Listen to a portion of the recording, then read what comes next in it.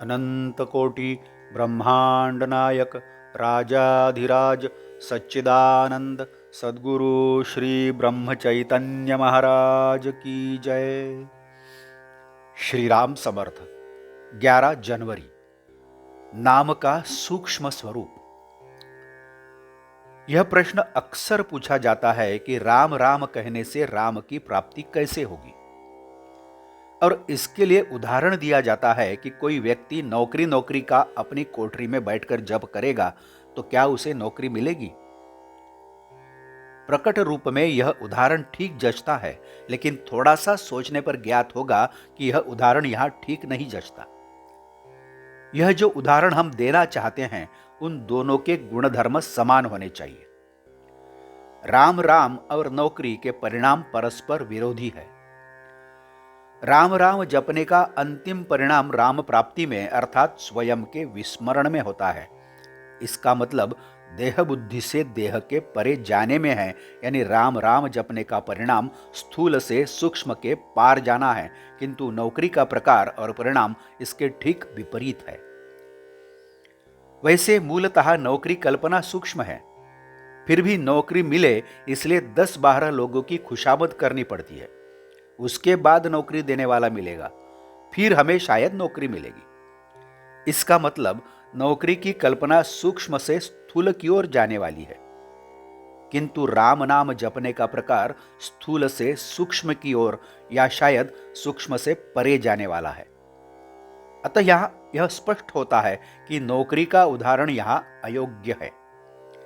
और एक बात, यह तो सच है कि नौकरी जप करने से नौकरी मिलने वाली नहीं है, किंतु राम नाम जपने से भगवान की या राम की प्राप्ति होना आसान है। बल्कि यह जानो कि राम की उपलब्धि हर हालत में होगी।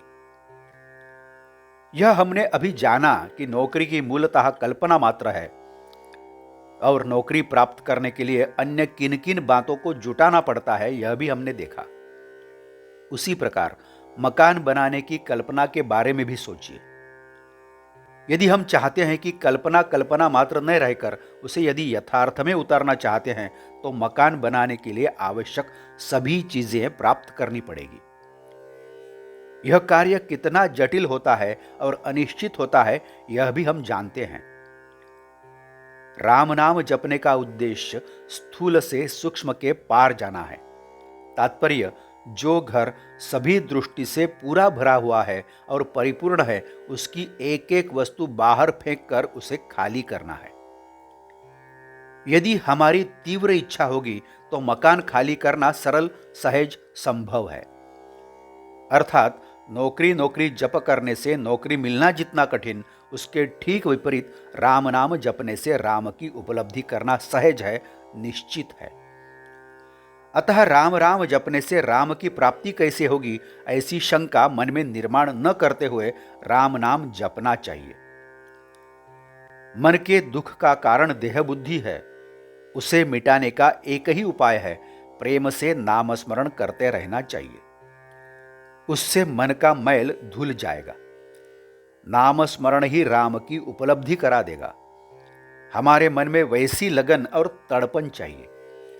अहंकार का त्याग कर परमात्मा में तन्मय हो जाना चाहिए। आज का बोध वचन, जो नाम स्मरण करता है उसे दैहिक सुख दुख का स्मरण नहीं रहेगा, वह प्रसन्न रहेगा। जानकी जीवन स्मरण जय जय राम। नमस्कार। मराठी और हिंदी में श्री महाराज की प्रवचनें आप हर रोज सुन रहे हैं, लेकिन आपसे विनती है कि कृपया चैनल को भेंट देकर प्लेलिस्ट देखिए। प्लेलिस्ट के जरिए आप कोई भी प्रवचन अपनी सुविधा के अनुसार सुन सकते हैं। मैं फिर से एक बार आपसे कहना चाहूँगा, यदि आपने अभी तक चैनल सब्सक्राइब नहीं किया है तो कृपया सब्सक्राइब करिए, लाइक करिए, शेयर करिए, कमेंट्स दें, बेल आइकन दबाना मत भूलिए। धन्यवाद। जय जय श्री राम।